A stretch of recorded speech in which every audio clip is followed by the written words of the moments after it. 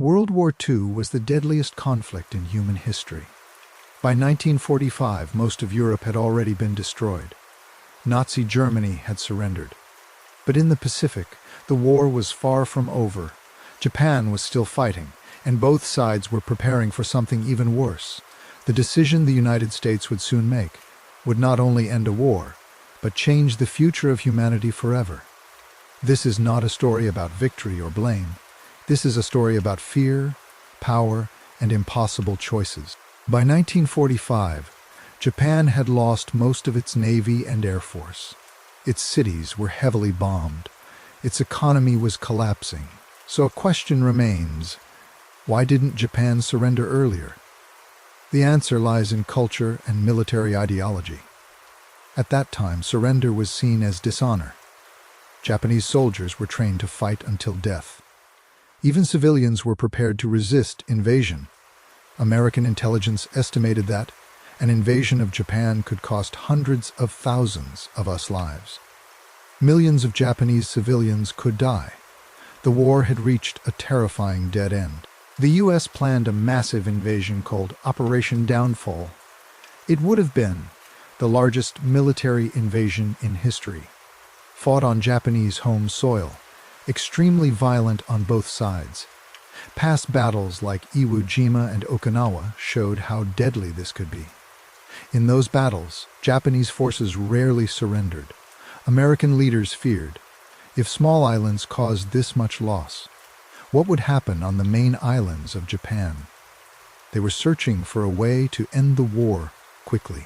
Years earlier, the U.S. had started a secret program called the Manhattan Project. Its goal: build a weapon so powerful that it could end the war instantly. Thousands of scientists worked in secrecy. Even many government officials didn't know it existed. By mid-1945, the weapon was ready. For the first time in history, humans had created the power of the atom. Now the question was no longer can we use it, but should we? President Harry S. Truman faced an impossible choice. Option 1, invade Japan, risk massive casualties on both sides. Option 2, demonstrate the new weapon, force Japan to surrender quickly. Truman believed using the bomb could save lives in the long run, by ending the war immediately. This decision remains one of the most debated in history. On August 6, 1945, an American plane named Enola Gay flew over Hiroshima. The city was a military and industrial center. At 8:15 a.m., the bomb was released. A massive explosion occurred. The destruction was immediate and overwhelming. Thousands of people lost their lives. The city was almost completely destroyed. The world had entered a new era. After Hiroshima, Japan still did not surrender immediately. There were debates inside the Japanese government. Some leaders wanted to continue fighting. On August 9, 1945, a second atomic bomb was dropped on Nagasaki. This second attack finally changed everything, Japan realized. Continuing the war could lead to total destruction. On August 15, 1945, Emperor Hirohito addressed the nation by radio. For the first time in history, the Japanese people heard their emperor speak. Japan officially surrendered. World War II was over. But the consequences were only beginning. The atomic bomb did more than end a war. It started the nuclear age, changed global politics forever, led to the Cold War, created fear of nuclear destruction worldwide.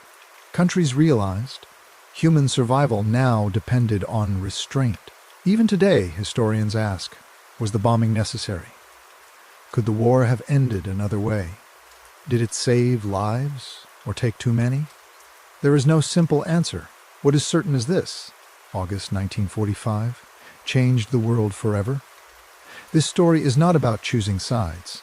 It is about understanding history, so that such decisions are never repeated. History does not exist to glorify war. It exists to remind us of its cost.